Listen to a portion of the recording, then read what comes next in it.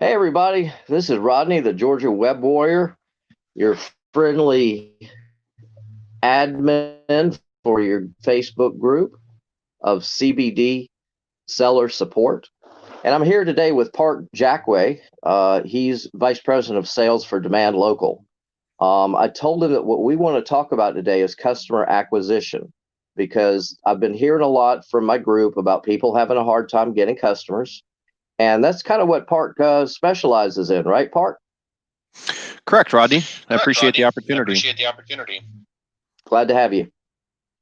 So, Park, would you tell us a little bit about Demand Local and what it is you guys do to help stores and others, even service businesses, cleaning companies, CBD stores? This is not limited strictly to retail, right?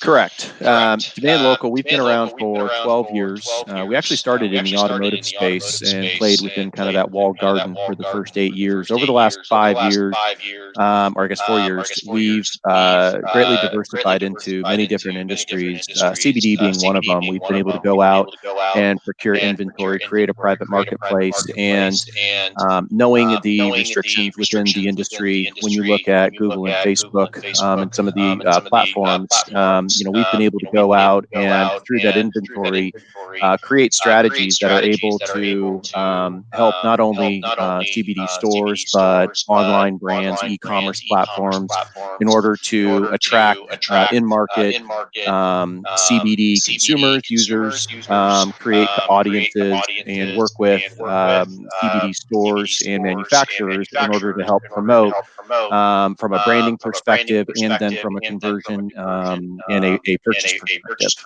So, we've got two locations in the U.S. We're based in San Francisco right now. As you can see, we're working remote. But we also have an office in Florida. We've got Demand Local is not a fly-by-night operation. We've got 30 people working for the company, and happy to say that we're actually hiring as we close out the year. So, good stuff here right now for Demand Local.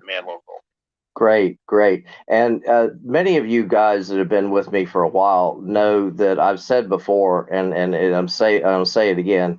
I searched for 3 months to find a company that does this, that works with CBD companies, because, like Park said, there's so many damn restrictions on us that it's. I mean, you'd think that we're slinging drugs, but we're not. We're slinging healing, is what we're slinging. And there's a lot of the companies don't get that, but Park does, because he's worked with me to put together a CBD program, and he's got a sales team. It's not just me and Park out here flapping our wings, folks. This is a company that's got some staying power. They've been around for 12 years. Park, you've got a little bit of a pitch deck or something, I believe, that you can show us. I do. Let me bring it up and just give me the thumbs up if you can see it. All righty. Hit that like button, folks, if you can see this. That way we'll know that you saw it and that you're here.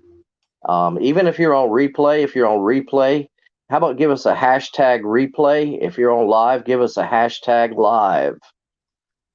Can you see the presentation, Rodney? I cannot. I did earlier when you showed it to me. Okay, here I'm going to stop and then I'm going to restart it. Okay. It may just be a restriction from what I'm seeing here. Let me check something out. Yeah, no, it's not showing up this time. Okay. How about now? Yep. Perfect. That's it, Park. Perfect. Well, so as I was talking about before, Demand Local has built one of the largest CBD consumer databases based on proprietary purchase location and behavioral data. So what this allows us to do is it allows us through the data that we've procured in order to identify CBD consumers in market, CBD consumers, both from a physical location based and able to drive them into an e-commerce platform. And so, and what I would say too is this is a presentation that Rodney and or I can share with you and go over in greater detail at any time as need be. And so as we kind of go through some of the components of this, The biggest piece right now is it's all about the data. Like I said before, we've been able to go out and procure the inventory across the DSPs and media platforms in order to serve banner ads into the places where people are consuming media, such as you think about Barstool Sports, ESPN, um, Fox News, CNN, places like that. So just think about when you're reading an article or watching a video within those media applications, that's where your banner is going to be seen. So, there's kind of a dual pronged approach here. One is that it's creating brand awareness and impressions to the customer. And at the same time, we're trying to drive through the creative call to action and incentives that might be in the banner to get them to click in and learn more either about the physical store location, drive them to the store location or to the online platform. So you guys are responsible when I'm playing a game, and down at the bottom of the screen, I see an ad, or a lot of the apps that are free these days are actually what they call freemium. Mm-hmm. So our ads for CBD can appear in app. They can also appear in TV programs, right? Correct. We have to take a look at the content and the video because of just some of the restrictions within the video world. There's kind of a gray area that the industry likes to play in, but we've run video ads in those. They're usually 10, 15, or 30-second video ads in those banners. There's two different banner sizes, but yeah, those are the places that you'll see those be served. Cool.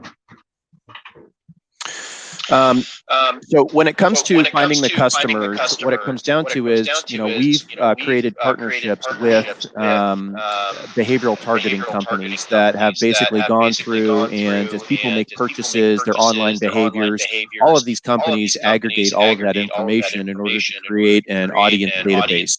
We then use that audience database along with geographic, like a geofence, in order to go and target those individuals so that when we set up a geofence, it's not going to every single person within the geofence. We want to make sure that we're serving the impressions to the people that are going to have the highest likelihood to convert, either as in-store walk-ins or as an online conversion. And so, we can look at age demographic, we can look at certain behavioral demographic, but the biggest thing that we're actually going to be layering into that are in-market CBD consumers or in-market CBD users. Okay. And you're using a lot of big words. So I'm glad you did talk about the determining the customer behaviors, so that people that are more likely to be involved in the health and fitness game are more likely basically to see your CBD ad if if you let Park put it together for you. And then the geofencing. I'm not sure everybody here understands what geofencing is. Could you explain that just a little bit? Sure can. Let me get to that slide down here real quickly. So basically, geofencing is location-based targeting, and we can geofence around a proximity, so around a store. We can even do geofencing around events that might be for target audience, like concerts, in places where it's not locked down. But at the end of the day, the component of geofencing is we are putting a virtual fence around a geographic location. And once somebody looks at their phone and lights it up, most phones today still have some type of location-based tracking on it in the background. And so basically what happens is that phone then sends a signal to the satellite captures and says, hey, we've got a device in the geofence. The device is hashed, meaning we don't have any personal information, such as the specific phone number or the name of the person. But because of the behaviors of that phone and the behavioral targeting that is then following that phone, we're able then to layer in that targeting data and go after and target the individual devices that have the appropriate behaviors or demographics or layering data that we want to find. So there's a couple different applications. One is you can actually just look at one of the strategies that we've used in the past is actually geofencing. So if you have your own store, Rodney, we could go in and geofence that specific store. And let's say there's a specific brand that's being sold in that store. We can then serve banners about that specific brand in order to drive the consumer back to the store in order to continue to utilize that inventory so that as a specific brand or of a CBD product, you're now able to go in and say, okay, ABC product, I'm going to go and serve that to people that go into the store because we really want to continue to drive the inventory usage and make sure that that store is continuing to repurchase the CBD brands that they are carrying. Another That's strategy. perfect for a manufacturer right there, that or a distributor that sells to, 200-300 stores. You Mhm. could geofence the people that go into those stores, and you could promote your product through that store to the customers of that store. What about if could I put a geofence around, say, if let's say the CBD world is really funny. I mean, gas stations now carry it, and everybody knows that the CBD that they carry is really crap. Mhm. So if I were to target a gas station in my area that I know that sells the CBD crap, I could target that gas station, but because of the behavioral aspect to it, I wouldn't be sending it to people usually that just come there for gas. They would have some kind of behavioral indicator that would say, yeah, I'm into health and fitness, but I also go to this store. So I may be a likely CBD buyer from that store. I could target that store and let everybody that fits that behavioral profile and that geofencing area see my ad. Couldn't I do that? Correct. We can do that with gas stations. We can do that. I see it a lot in pharmacies here in California with the CBD products. They're really popping up in a lot of different areas. And quite frankly, I've even seen it at some of the pet boutiques. I've got two dogs. And Mm-hmm. so when we take our dogs in to get groomed and things like that, there are some of the store owners now that are selling CBD for pets. And so, I mean, it's really an industry that is finding its way into many parts of our lives because of the positive impacts that it has.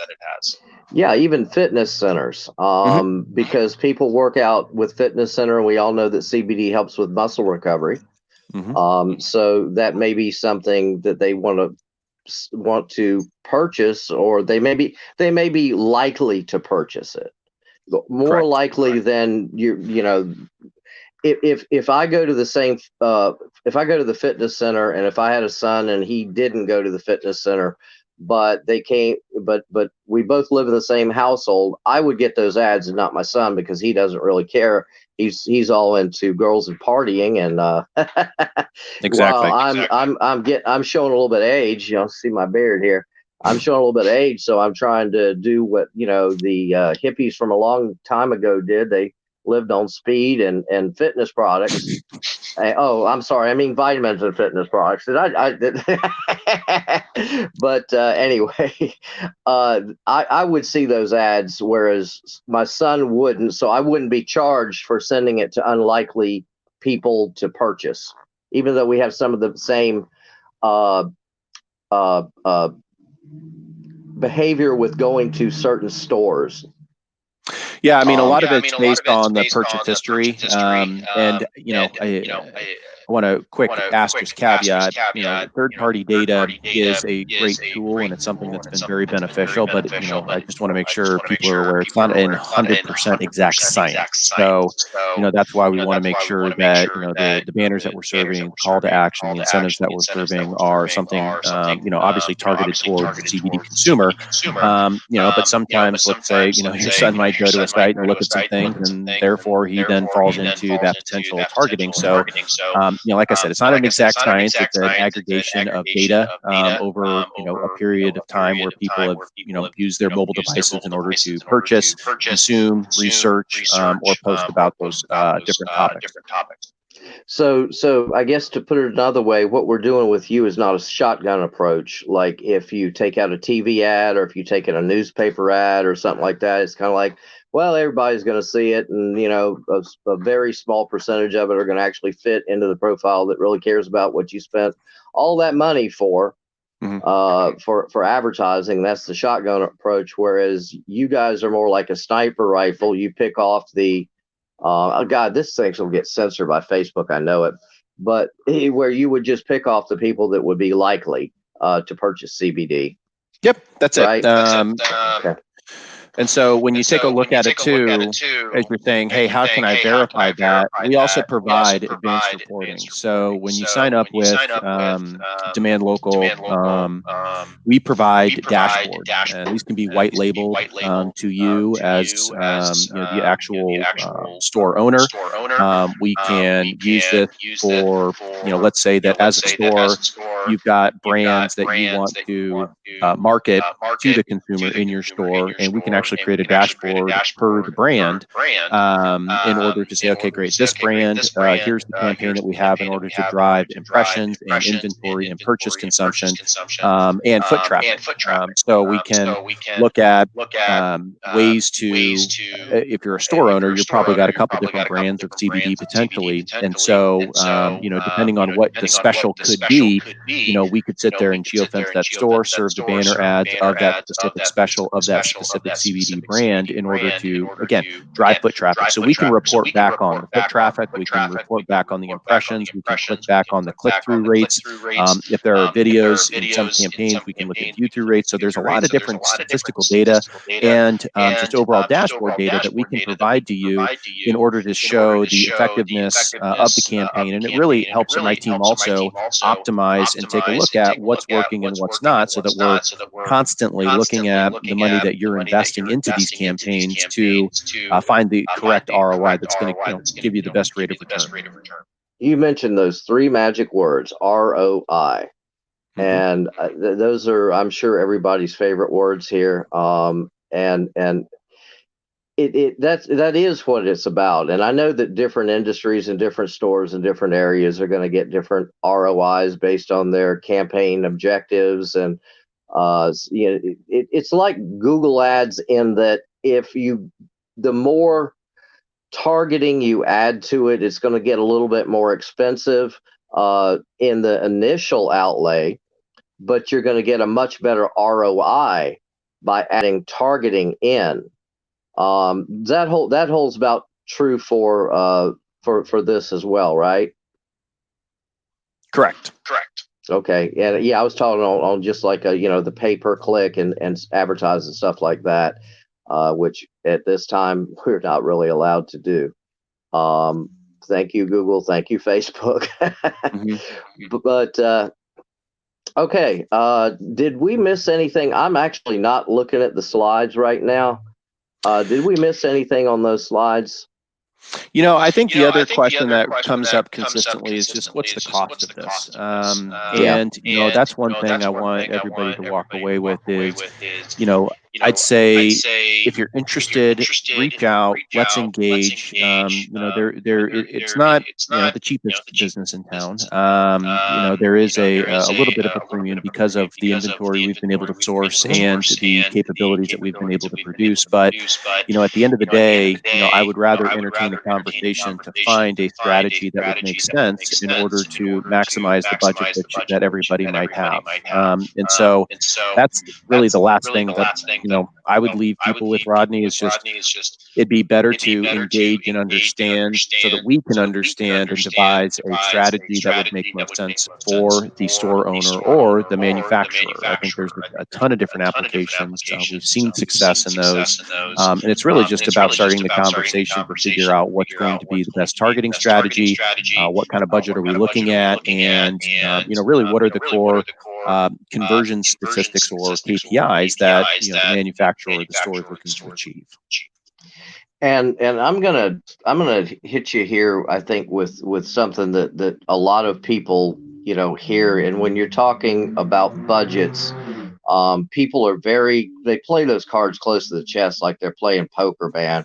It's just they don't want to let you know what their budget is. It's like we talked about earlier, car dealers, and I don't have anything against car dealers. I have plenty of fans, Facebook friends that are car dealers. But when you go into a car situation, they're trying to find out how much money you got in your pocket. so that they can keep as much of it as possible. That's not the case here, folks. Nope. What we're doing, if you have a certain level that you can spend, even a price range that you could spend, and you know what that is. Come on, we all know that you know what it is. But if you have a certain level of, say, I don't know, $1,000 to $3,000 a month, you're going to get different advice than if you have a level of 5 to 7, or maybe even a little bit more than that. Now, those can sound like some fairly high numbers, but again, it's all about ROI. I mean, if you get the Mhm. customers, and we can provide a positive ROI for you, is there really a reason to care other than, I mean, I know you got a limit in your bank account, and that's not what we're going for, folks. It really isn't. What we're going for is to try to find out how we can best help you. Right, Park? Absolutely. And, one thing that we've experienced in the industry is we'll get a call from, I mean, we've gotten a call from many manufacturers and CBD stores where they've gotten burned in the past. I mean, there's a lot of companies out there that'll kind of promise the moon. And one thing I'll tell you and make a commitment to everybody that wants to engage with Demand Local is we are very open, honest, we're transparent. We're going to bring on, our experts within the industry. We've got our vice president of reporting and programmatic, who's got great experience in this space as well. So it's going to be a combined effort. It's not just a package of, hey, take it or leave it. We'll be very open and transparent with regard to the pricing, the campaign effectiveness, the drive of what we think will work and what won't, because we know that a lot of people are trying to get the word out about their brands and their stores and their inventories. And, it's kind of the Wild West at the moment where you've got a lot of companies out there that are kind of taking people's money and not delivering on the expectations. Well, you can't do that if you're in business for 12 years. I mean, Correct. the longevity of your business, really, it's amazing. It's amazing how you guys have done that throughout times of recession and throughout times of plenty. But again, this what we want to talk about is ROI, and the Mhm. reason is because that's really what puts cash in your pocket. If you were to go up to an ATM and it had a $10 minimum, and you put $10 in and you got $20 out, most people do that all day. I wouldn't. I'd look for an ATM that has a minimum of $1,000 in, so I can get $2,000 out. I mean, that's just me. But and that's what ROI is really about, and that's why we're talking about that. That's why we're stressing this. um we're kind of running on the end of the timer here. Park, have you got any parting words? No, just more than anything, Rodney, is thank you for the opportunity to again speak to you in this community. We're very passionate about helping this industry through the tools and the technology that we have that allow us to create, number one, brand awareness, number two, drive sales for the store owners and the manufacturers. So please, I encourage anybody, feel free to reach out. Rodney's got my contact information, and would love to entertain a conversation to figure out if there's a partnership, that meets your needs from an ROI perspective. It can help your business grow. So thank you, Rodney. Great. Thank you for being here, Park. Hey, everybody, go out and make some money today, okay? Y'all have a good one. See you next week. Bye bye.